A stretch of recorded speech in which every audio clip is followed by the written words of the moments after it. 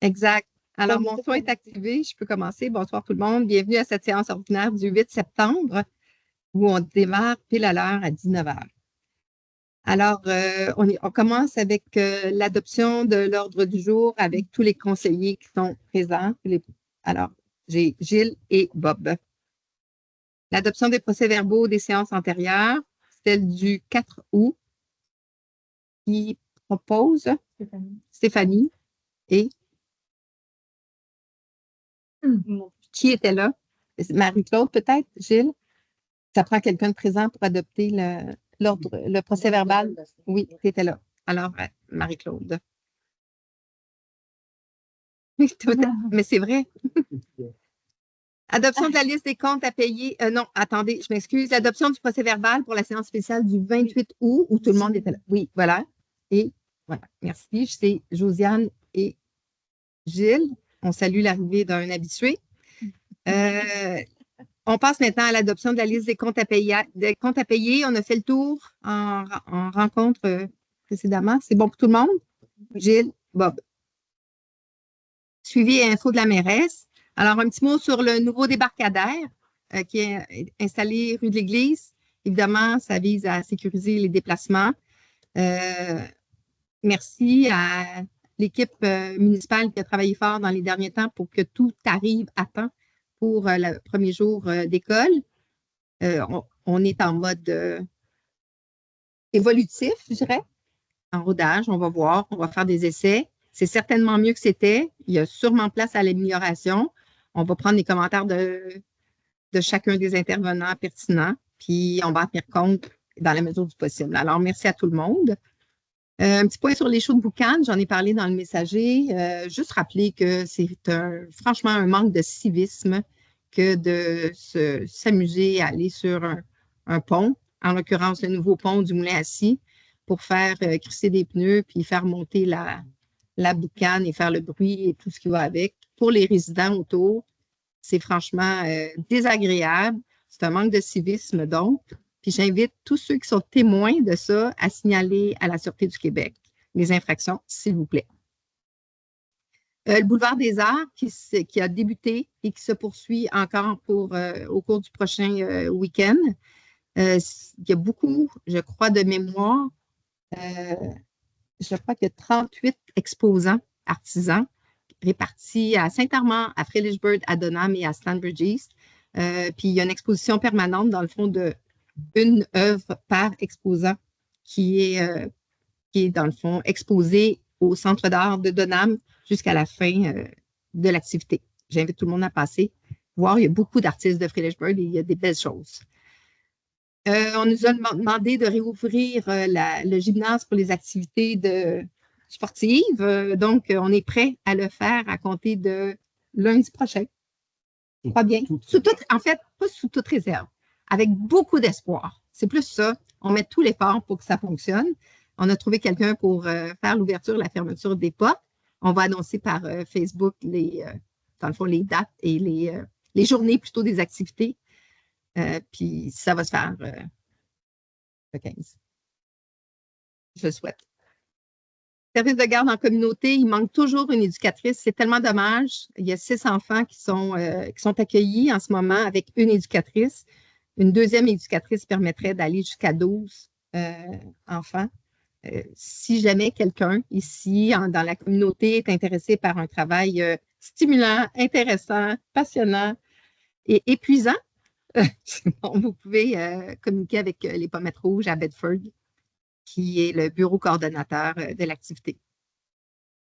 Et juste mentionner aussi cette semaine, on dépose 2 demandes de subvention auprès du PAVL, qui est le programme pour l'entretien des routes auprès du gouvernement du Québec. On se croise les doigts que nos demandes soient qu'on soit agréées, dans le fond.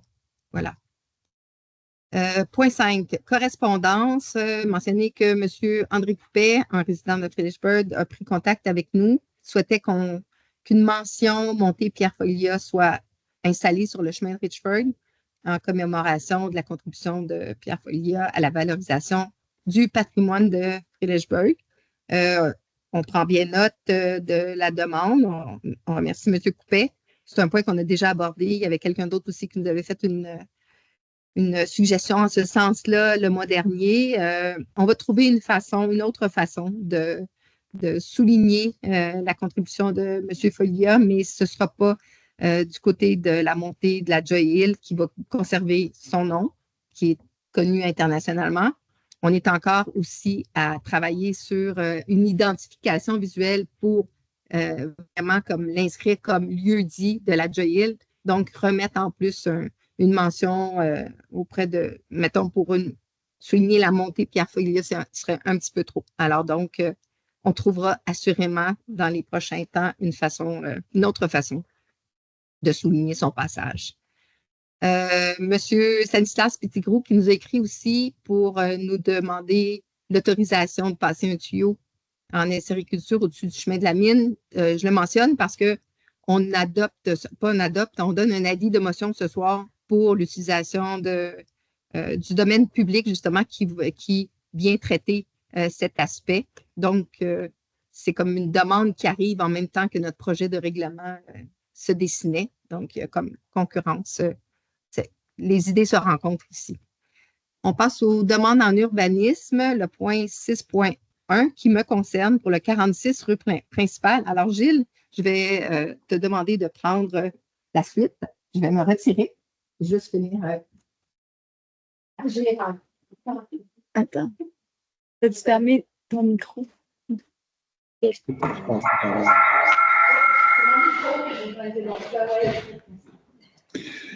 Donc, rendu au point 6.1, c'est une demande qui concerne le 46 rue principale.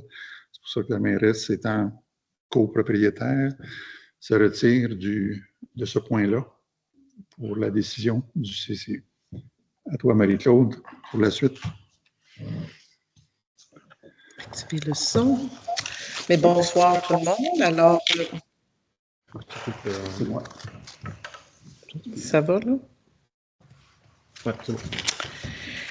Alors, pour le 46 rue principale, c'est une demande de PIA pour réparation et rénovation de la construction.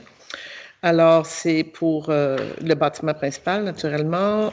C'est assujetti au PIA. L'un des critères du PIA est que le style architectural doit s'intégrer au contexte. La toiture et le fascia du porche existant sont endommagés. La rénovation fera écho à l'immeuble d'origine. Le porche sera soutenu par 2 colonnes carrées. Actuellement, elles sont rondes, mais on retourne finalement à l'image du bâtiment d'origine. Alors, la toiture aura 3 pentes recouvertes de tôle pincée. Il y aura un ajout de faux volets gris aux fenêtres également, comme c'était à l'époque. Et la couleur des matériaux et les matériaux s'harmonisent avec le bâtiment actuel. Il y a aussi une partie à l'arrière du bâtiment où il y a une demande parce qu'il y a un problème pour la chute de glaçons en hiver au-dessus de la porte d'accès du sous-sol où la laverie se situe, laveuse-sécheuse pour les locataires. Un nouveau porche à 2 pentes identiques au porche existant actuellement va être construit au-dessus de cette porte-là. Il n'y a aucun espace de vie qui est aménagé à l'extérieur pour ce logement. Donc, on va construire une nouvelle terrasse de 12 pieds de profondeur en bois traité de couleur brune. L'aménagement est caché par le bâtiment principal, donc on ne voit pas ça du tout de l'avant, du côté de la rue. Ça n'aura aucun impact sur les places de stationnement disponibles.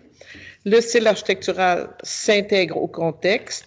La demande respecte les critères des règlements du PIA, donc le CCU recommande au Conseil d'accepter la demande de réparation et rénovation du bâtiment. On va voter, Madame la mairesse, on va voter sur son prononciation. Parfait. Qui propose? Josiane, on dit Fanny. D'accord. Madame la mairesse, vous voulez revenir? Okay.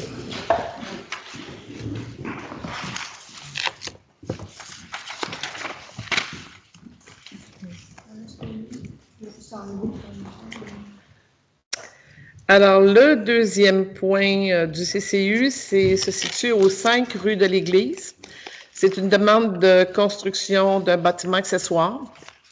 C'est pour un cabanon qui a été déposé. La demande est assujettie au règlement du PIA. Le cabanon serait implanté en cour latérale de la maison.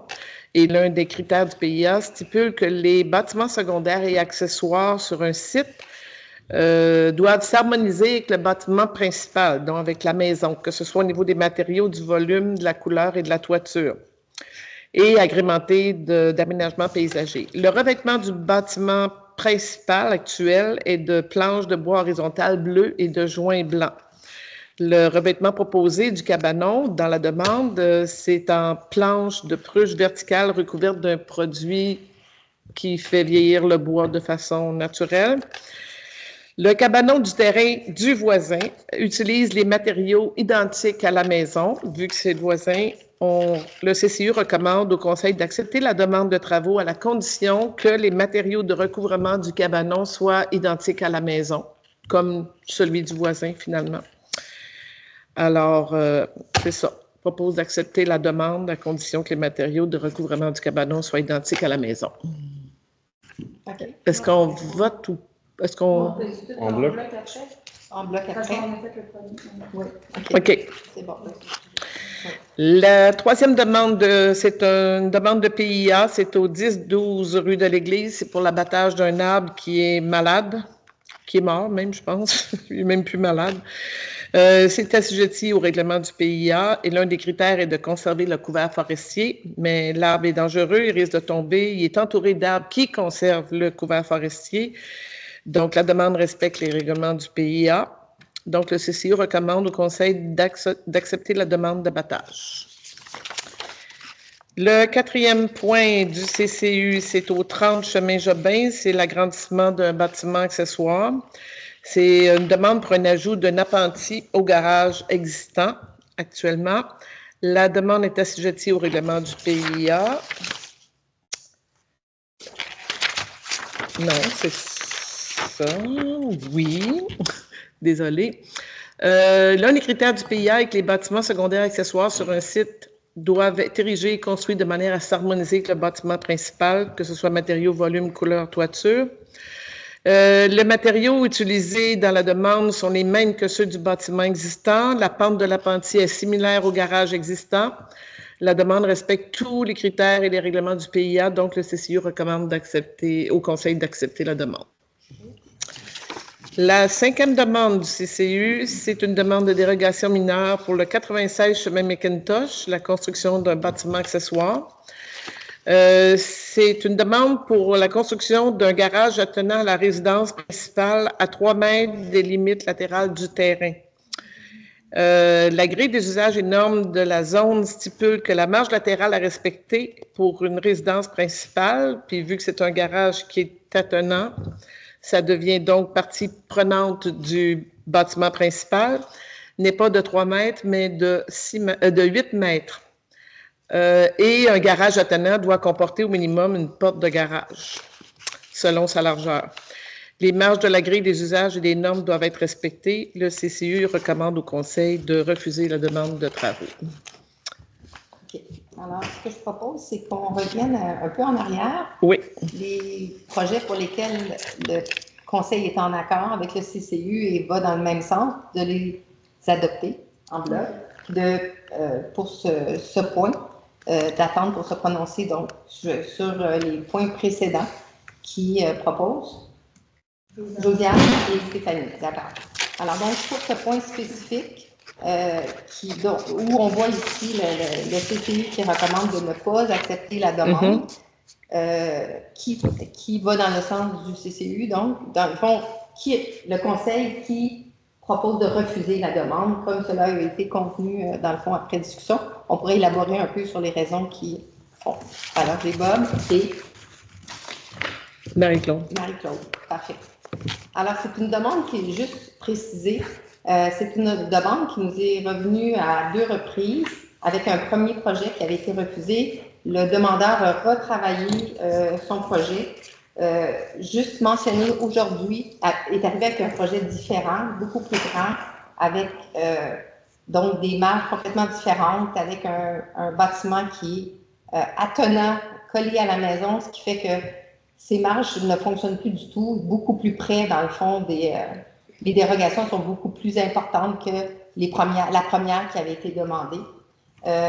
Aujourd'hui, l'ensemble du CCU s'est déplacé. J'étais aussi présente pour aller sur place, pour s'assurer vraiment de la bonne compréhension du dossier, s'assurer de voir aussi s'il y avait des possibilités de faire autrement. Parce que ce que je tiens à rappeler, c'est que la loi sur l'aménagement et l'urbanisme donne 4 critères qui font qu'une dérogation mineure peut être accordée. Et un de ces critères-là, c'est, dans le fond, de démontrer que le demandeur est incapable de respecter la réglementation, ce qui fait qu'on peut aller dans le sens de sa demande. Dans ce cas-ci, on constate, après la visite de terrain, qu'il y a possibilité de faire autrement, sans trop de complications. Il y a plusieurs options possibles de mettre son bâtiment accessoire à un autre endroit qui va être conforme à la réglementation et qu'aucune dérogation ne soit nécessaire. Alors, c'est ce qui fait que le conseil ici ce soir va dans le même sens que le CCU et refuse la demande telle qu'elle a été présentée. J'invite les demandeurs à nous contacter pour plus de détails sur les possibilités, les éventuelles, dans le fond, possibilités qui sont offertes pour mener à bien leur projet. Alors voilà qui fait le tour de ce sujet. On passe maintenant au point 7. Il reste un 6. Non, Ah oui, c'est vrai. OK, on l'a retiré. Ouais. Alors, voilà. Je pense que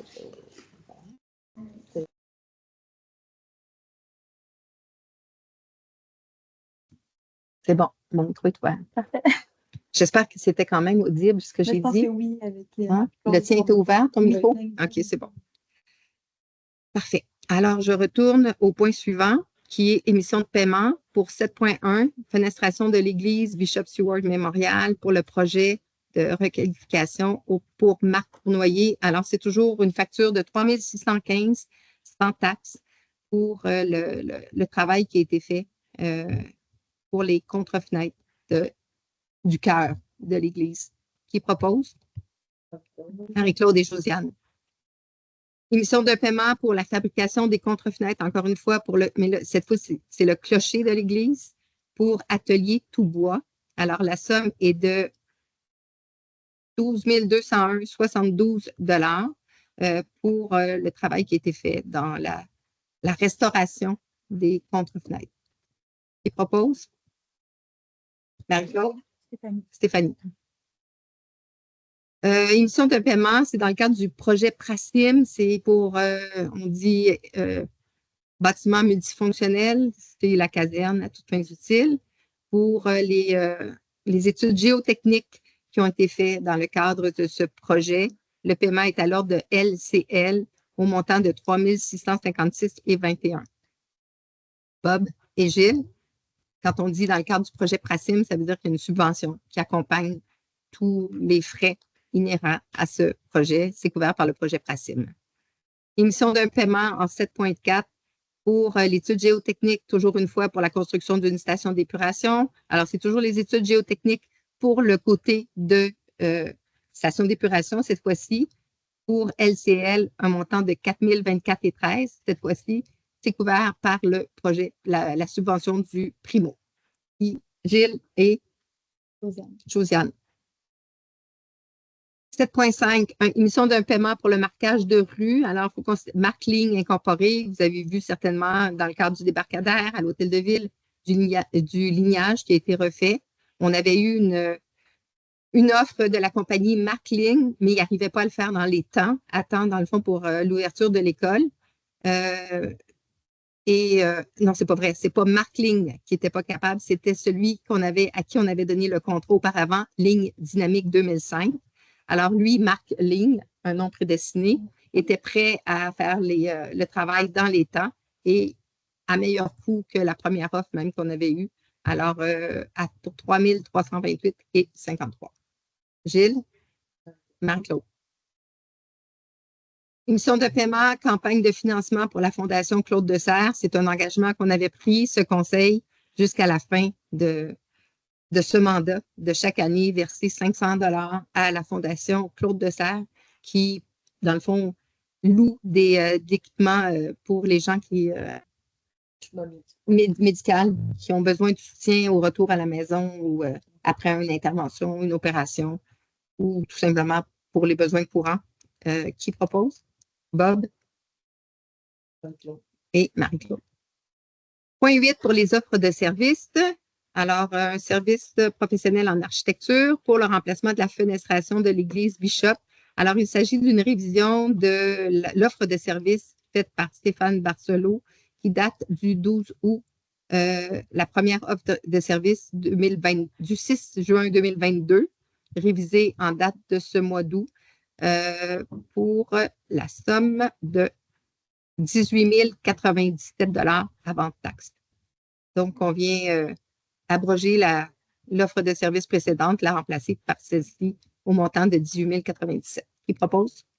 Gilles, Bob et Marie-Claude.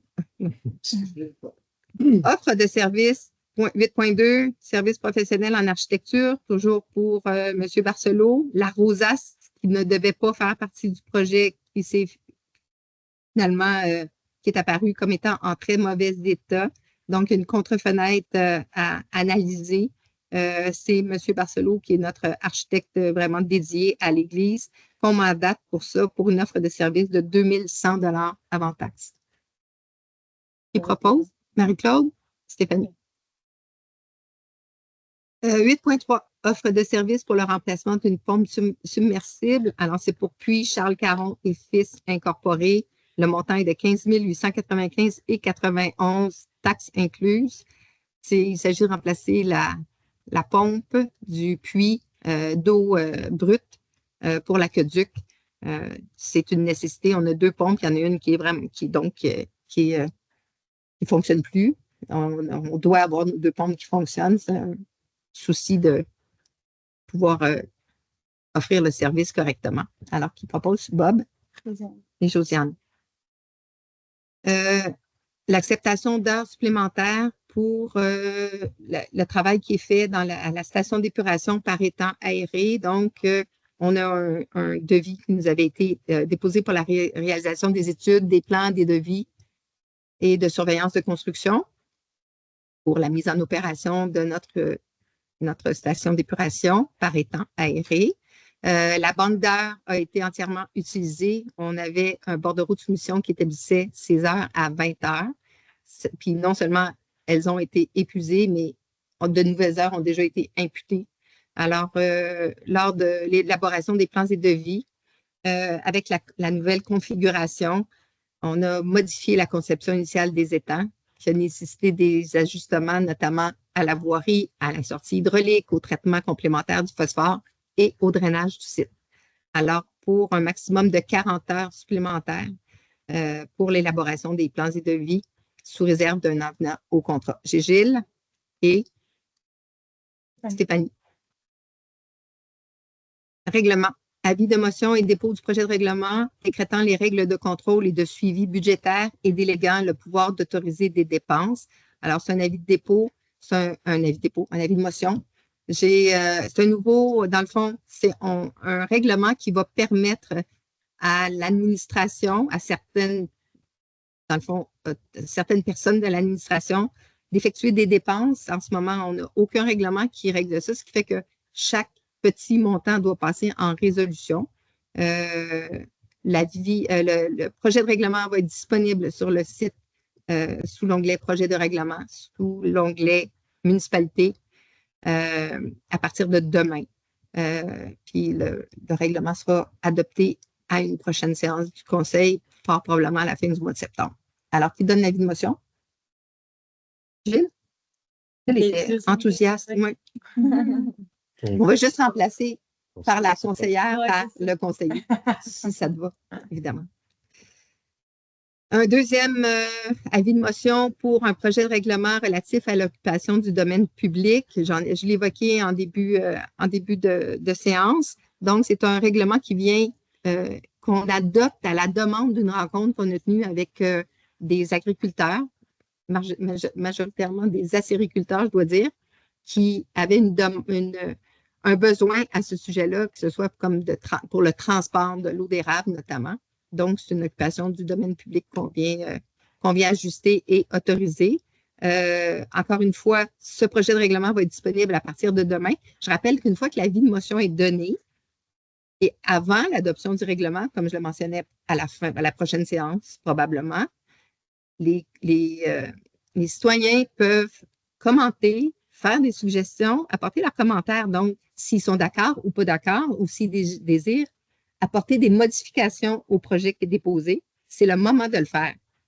Nous, on prend en compte les avis qui sont donnés et on fait on juge en bonne conscience dans le fond, de la pertinence de les ajouter ou d'en tenir compte pour le règlement ultime. Alors, qui donne l'avis? C'est Josiane, je pense. C'est bon.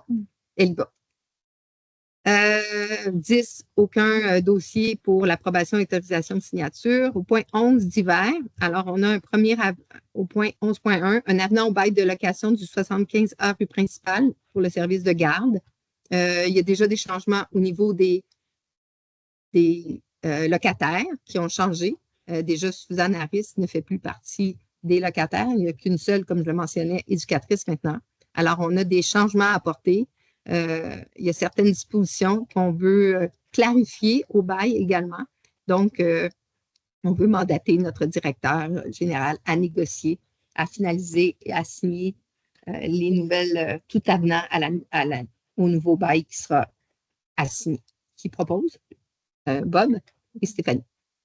Consultation sur le projet Maison Canada 2025 du gouvernement du Canada. Alors, c'est une demande de la Fédération québécoise des municipalités d'adopter cette résolution parce on sait que le gouvernement fédéral, le gouvernement de M. Carney, a annoncé une mise en place d'une nouvelle entité, dans le fond, qui est chargée de construire des logements abordables, offrir du financement aux constructeurs d'habitations abordables, catalyser une industrie de la construction domiciliaire plus productive. Alors, on parle ici de Maison Canada. Tout ça, il y a de grands objectifs, de belles, je dirais, intentions, mais concrètement, chez nous, il y a peu de choses qui apparaissent. Tous ces programmes-là, l'habitation étant un domaine de compétences provinciales. Alors, l'argent que le fédéral, dans le fond, impute à ce projet est transféré directement au gouvernement du Québec qui décide de comment il l'applique.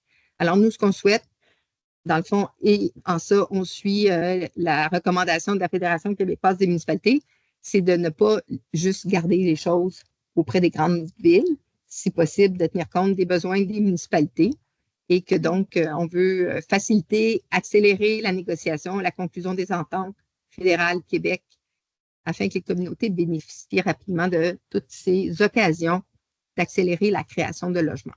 Alors, l'idée est d'adopter que le plus de municipalités adoptent ces résolutions et fassent suivre autant au gouvernement fédéral, au gouvernement provincial, spécifiquement François Legault, peut-être, Josiane, c'est bon, et la Fédération canadienne des municipalités et la Fédération québécoise des municipalités. Alors, qui propose? Marie-Claude et Josiane. On a une entente intermunicipale pour la collecte des matières résiduelles avec la ville de Donham. On doit, dans le fond, mettre fin à cette entente parce qu'à partir, notre entente est jusqu'au 31 décembre 2026. On doit mettre fin à cette entente en date du 31 décembre 2025 parce qu'à partir du 1er janvier 2026, c'est Éco-Entreprise Québec qui assume les frais pour la collecte des matières recyclables. Donc, on doit mettre fin à notre entente, mais par contre, on doit en signer une nouvelle parce qu'il reste quand même les ordures et le compost. On veut être sûr que l'entente qui va nous être proposée par la ville de Donham corresponde à celle qu'on avait déjà signée préalablement. Donc, on peut juste mandater notre directeur général pour procéder avec la ville de Donham. On est dans l'attente, dans le fond, de la réception de leur nouvelle entente. Qui propose? Gilles? Stéphanie. Projet d'entente intermunicipale pour la fourniture du service d'opérateur des installations d'eau potable des eaux usées par la ville de Bedford. Dans le fond, on veut pouvoir négocier avec Bedford pour éventuellement arriver à une entente où il interviendrait pour l'entretien de notre aqueduc et de notre station d'eau usée. Les gens avec qui on fait affaire en ce moment, Aquatech, avaient des employés qui ont été recrutés par la ville de Dunham à temps plein. J'ai dit Dunham, Bedford, pardon, excusez-moi. Donc, ces gens-là connaissent bien nos systèmes et ils les travaillent depuis longtemps. Et si Bedford avait dans le fond, de l'ouverture, ce qui semble être le cas, à faire une entente avec nous, ben, on est partant. On connaît la qualité des employés. Alors, il reste à voir à quel coût ils nous fourniraient le service, bien entendu, mais on veut pouvoir le négocier. Donc, on mandate notre directeur général à cet effet. Bob et Gilles. On a un nouvel organigramme à la municipalité ici qu'on souhaite adopter. Il y a beaucoup de changements au sein de notre équipe, puis on a besoin de faire des mises à niveau ici. Donc, on crée les postes directrice générale adjointe et, en fait, directrice générale adjointe, greffière adjointe, le poste de trésorière adjointe et le poste de conseiller en urbanisme. Alors, la directrice générale adjointe, greffière adjointe, il s'agit de Mike Storks, qui est actuellement greffière trésorière adjointe. Donc, on la nomme directrice générale adjointe et greffière adjointe. Nathalie Kayat, qui est actuellement adjointe à la direction, devient responsable de la comptabilité et des communications au poste de comptabilité. Elle était à la direction, responsable de la comptabilité et des communications. Elle devient trésorière adjointe. Et maintenant, Victor Loïc Gamache, qui est actuellement stagiaire en urbanisme, soit nommé au poste de conseiller en urbanisme. Donc, on vise aussi à mettre à jour, évidemment, les contrats de travail des employés qui sont touchés par ça, de manière à refléter leurs nouvelles fonctions, leurs nouvelles responsabilités et les conditions de travail, mettre à niveau le contrat du superviseur des services, du service des travaux publics et de la voirie également, et implanter les programmes de formation adaptés aux exigences de chacun de ces nouveaux postes. Alors, ce que je veux dire, et mettre fin aussi à l'appel de candidature pour le poste de conseiller en urbanisme. Ce que je tiens à préciser, c'est que toutes ces actions-là qu'on pose pour conserver notre personnel, pour s'assurer aussi qu'on lui offre la formation nécessaire, qu'on offre des conditions de travail qui soient plus qu'acceptables, dans le fond, qui soient un élément de motivation pour continuer à performer au sein de l'équipe, sont faites de façon extrêmement réfléchie. Notre trésorière adjointe, on va la partager une journée par semaine avec le village d'Abercorn, ce qui fait que concrètement, dans les finances de la municipalité, dans le fond, le salaire nous coûte moins cher que ce qui nous coûte actuellement, même si on va modifier, on va améliorer ses conditions de travail. De la même façon, notre directrice adjointe, notre nouvelle directrice générale adjointe, ses conditions de travail sont, dans le fond, pas ses conditions de travail, mais on loue ses services à la ville de Sutton à raison d'une journée par semaine. Elle travaille 4 jours semaine, donc elle est chez nous pour 3 jours. Il n'y a pas de changement au niveau au niveau monétaire de ce changement-là. Au niveau du département. Oui, au niveau du département de greffe générale, parce qu'il y a des dépenses qui ne sont plus attribuées, qu'on redirige, dans le fond, vers le salaire de notre directrice adjointe. Ensuite, pour ce qui est de la voirie, les économies qu'on réalise de ce côté-là, avec un poste en moins déjà qui avait été budgété, sont largement couvertes par les nouvelles conditions salariales. Également, juste le travail qui est effectué par notre contremaître, les économies qu'on réalise par son implication dans le travail, par la qualité du travail qu'il fait, puis les interventions, je pense que c'est largement au-dessus de ce qui avait été coutume qu'on connaissait auparavant avec notre directeur des travaux publics. Alors, là-dessus, qui propose? Bob, Josiane. Nomination du fonctionnaire responsable de l'application des règlements d'urbanisme. Alors, donc, il y a lieu de nommer Victor Loïc Gamache, fonctionnaire responsable pour la délivrance des permis et certificats relatifs au règlement d'urbanisme, maintenant qu'il est conseiller en urbanisme, et le nommer également à titre d'inspecteur municipal pour qu'il puisse être délégué pour l'administration, l'application, la délivrance des constats d'infraction pour tous nos règlements municipaux. Il y en a un certain nombre relatifs à l'obligation, entre autres, d'installer des protections contre les dégâts d'eau. Je ne vais pas tous les nommer parce qu'il y en a vraiment beaucoup, mais tout ce qui touche, évidemment, la production de plans d'aménagement, les conditions d'émission de permis de construction, zonage, lotissement, construction, permis et certificats, il est impliqué, de même que pour tous les éléments de dérogation mineure, l'installation de canalisation, les plans d'implantation et d'intégration architecturale, etc., etc., etc. Alors voilà, qui propose? Marie-Claude et Josiane. Nomination des fonctionnaires responsables de l'application des règlements portant sur l'utilisation de l'eau potable. Alors, on veut que le directeur général, l'inspectrice municipale et le conseiller en urbanisme soient désignés pour l'administration, l'application et la délivrance des constats d'infraction pour le règlement qui porte sur l'utilisation de l'eau potable. Question de simplifier la gestion administrative de la chose. Stéphanie et Bob. Embauche coordonnatrice de l'accueil des activités de loisirs. Alors, comme je le mentionnais, les activités de loisirs vont reprendre au gymnase et c'est Romane de Ronde, une jeune fille de Frelichburg qui va assurer l'ouverture et la fermeture des portes de l'école pour les journées où les activités ont lieu. Alors, qui propose d'engager, que la municipalité engage Romane, Stéphanie et Josiane. Appui au projet Vie active et solidaire du camp Garagona. Alors, le camp nous a demandé une lettre d'appui pour leur permettre de soumettre leur candidature pour une subvention au projet Vie active et solidaire. C'est un projet qui favorise l'inclusion, la sécurité et le bien-être des aînés ainsi que des personnes à mobilité réduite. Donc, on parle d'aînés qui vivent avec une déficience intellectuelle et les conditions qui y sont associées. C'est une réalité et c'est plus juste des enfants qu'on voit ou des jeunes ou des adolescents, mais les aînés font aussi partie des gens qui doivent être soutenus.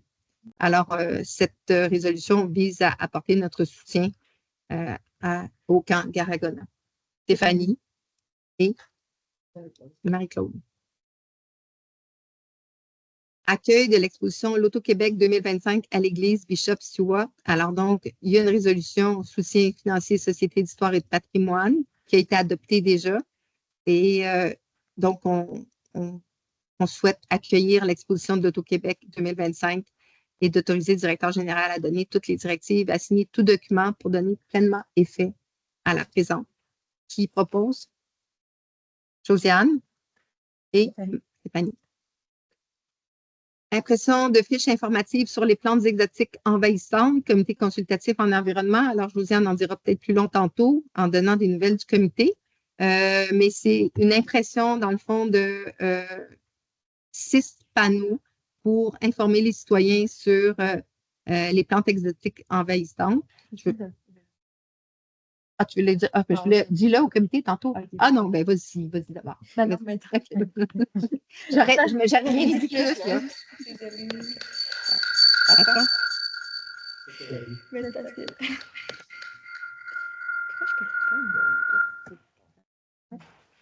on dirait que ça fait tout le temps ça.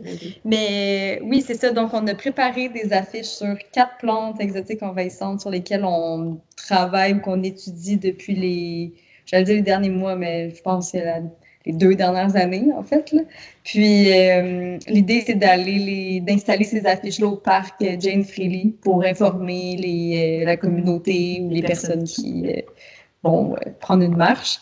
Puis, c'est ça, il y a aussi un panneau explicatif sur l'application Sentinelle pour répertorier les plantes exotiques envahissantes. Donc, on explique le fonctionnement de, de l'application. Puis, c'est ça. OK. Merci. Donc, qui propose donc pour la somme de 1200 pour les 6 panneaux. Bob? Stéphanie. Alors, on arrive aux nouvelles des comités consultatifs. On va y aller en premier avec Stéphanie pour le comité Société Stéphanie.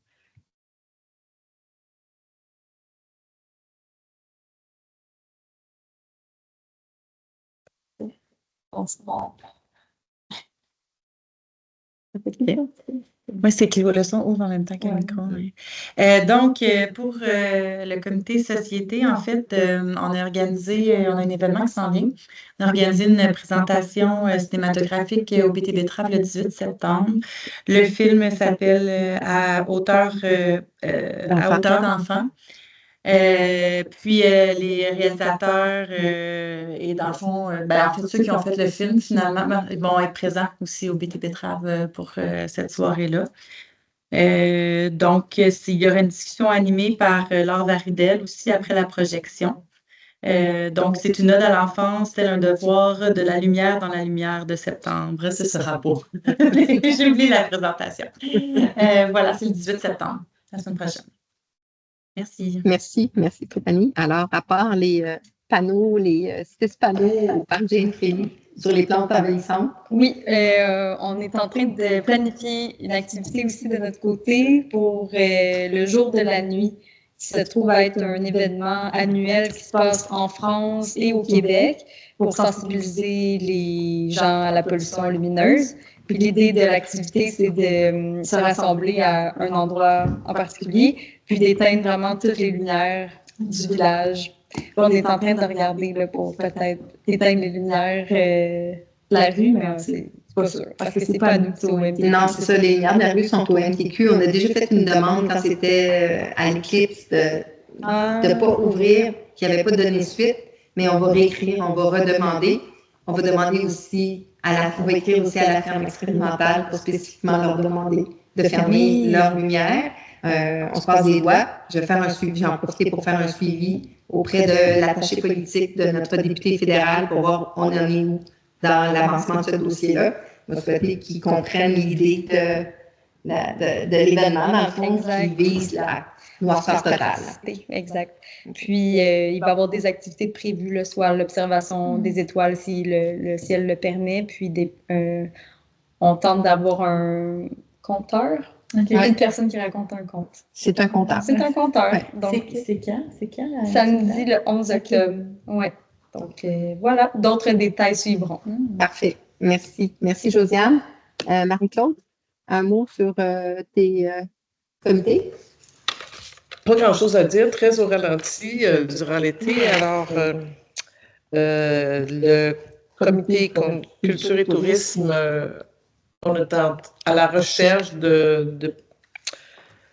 pour partir les demandes la campagne de sociofinancement pour les réparations de l'église Bishop. Alors, on regarde différentes options qui coûteraient le moins cher possible à la municipalité, puis qui viendraient nous aider, nous appuyer là-dedans pour que ça se fasse assez rapidement.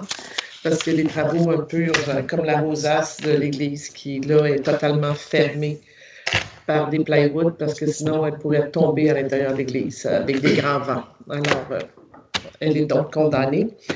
Pour le comité consultatif patrimoine bâti, puis il y a des projets de conférences aussi qu'on est en train de regarder. Le patrimoine bâti, on va terminer l'inventaire des maisons patrimoniales. Puis, il reste que le village à faire. J'ai compris que le territoire était tout fait. Tout fait. Par peut-être quelques petites photos à les prendre encore à des maisons qui sont un peu plus cachées dans les arbres, mais sinon, c'est pas mal fait. Et aussi, on a toujours en projet le bottin des artisans qui travaillent de façon dans les règles de l'art pour les restaurations des maisons, maçons, charpentiers, etc., fenestration, etc. Voilà. Merci. Merci, Marie-Claude. Bob? Oui, bonsoir. Donc, le comité aussi a passé un bel été. Mais là, On a recommencé, une des responsabilités de la municipalité, c'est de faire respecter les bandes riveraines des rivières et des cours d'eau qui passent sur son territoire. Donc, les ruisseaux verbalisés doivent avoir un maintien de la bande riveraine. Donc, aujourd'hui, le comité est sorti avec l'inspectrice et puis le conseiller en urbanisme pour les sensibiliser, leur montrer un peu l'état d'un ruisseau pour qu'ils puissent le faire par la suite par eux-mêmes, tout ça. En même temps, on a regardé les plantes envahissantes, tout ça. On n'en a pas vu. Donc, ces règlements-là vont être appliqués par l'urbanisme. Le comité recommande aussi aux gens de faucher leur champ. C'est la période de l'année pour le faire. Attendre peut-être un peu plus tard encore là, que les fleurs soient toutes séchées. Moi, je fais ça chez nous au mois de novembre. Là, donc, une fois que les abeilles sont tranquilles, et comme ça garde la possibilité de cultiver nos terres et nos parcelles qui sont ouvertes. Oui, et ça préserve les paysages. Ça préserve les paysages en plus. Ouais. Effectivement. Ce qui fait la beauté de notre région. Oui. Merci, Bob. Je voulais ajouter à Marie-Claude qu'il y a quand même au niveau de la campagne de financement, il y a un travail qui a été fait au niveau de la préparation d'un document pour aller en appel d'offres, pour aller chercher, dans le fond, l'expertise de gens, idéalement de la région, qui sera en mesure de nous assister, nous accompagner. Encore une fois, je rappelle que toutes les démarches qui sont faites sont faites dans le cadre d'un financement complet. Il n'y a rien qui va être imputable aux citoyens dans le cadre de ces activités-là. Alors, je pense que ça fait le tour des comités. Au point variant, rien n'avait été ajouté. Une période de questions. Est-ce qu'il y a des questions? Oui? Oui. Parce que là, est-ce qu'on va avoir un changement au niveau des fréquences? Non. Non. Non. À moins que quelque chose arrive qui soit hors de notre contrôle ou inconnu à ce jour, mais tout reste pareil parce que au fond, c'est les mêmes personnes ça va être Donam toujours qui va continuer pour l'année prochaine la collecte, sauf que on ne paiera plus Donam, c'est Éco-entreprise Québec qui va payer Donam pour ça. Donc, éventuellement, oui, il va y avoir un changement parce qu'il y aura des ouvertures à d'autres fournisseurs de services à plus long terme, mais pour tout de suite, pour nous, ça change.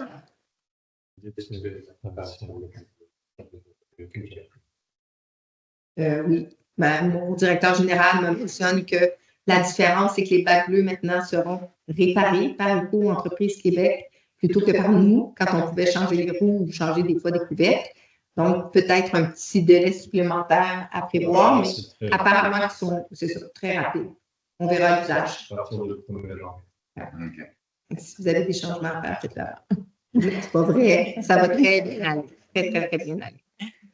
Est-ce qu'il y a d'autres questions? Ah oui, c'est vrai. J'aimerais juste ajouter, j'aurais dû en parler dans le mot de la mairesse. Il y a eu dans le fond de la coupe d'arbres au coin de Schmeritford et de la route 237 Sud. Il y a un tronçon, un triangle, dans le fond, qui a été fauché. C'est plus que fauché, abattu. Les arbres ont été abattus. Évidemment, c'est en vue de la future construction du nouveau pont qui est prévu pour 2026. Donc, si des gens se posent des questions sur pourquoi les arbres ont été abattus, c'est le ministère des Transports qui a procédé à l'opération. Alors, voilà. Sinon, juste un petit retour aussi sur les serres. J'ai des contacts intéressants avec d'autres MRC. Le sujet est toujours les serres, dans le fond, l'envahissement des serres, là, le contrôle des chevreuils sur notre territoire. Des activités qui ont été faites par d'autres MRC, que des gens m'ont mis en contact avec ces personnes ressources-là. Et franchement, j'ai espoir que les choses finissent par avancer. Des programmes qui ont déjà été organisés, tenus avec succès dans d'autres régions. Fait qu'on va voir à les transposer de façon efficace chez nous. Alors voilà, ça fait le tour. Il y a d'autres questions? Non. Alors, qui propose la levée? Gilles et Bob. Merci tout le monde. On se revoit. Ah, j'ai oublié de dire exception. Ah, c'est-tu fermé? Non. OK. OK, mais je continue donc pour ceux qui éventuellement seraient encore à l'écoute. Mois d'octobre, il n'y a pas de séance. Il y a les élections municipales au mois de novembre. Donc, le mois d'octobre, il n'y a aucune séance, sauf en cas d'urgence. Donc, la prochaine séance pour faciliter l'administration municipale se tiendra le 29, c'est ça, le lundi 29 septembre. Et là, on va faire relâche jusqu'à la reprise avec le nouveau conseil. Alors, voilà. Merci tout le monde. Bonne soirée.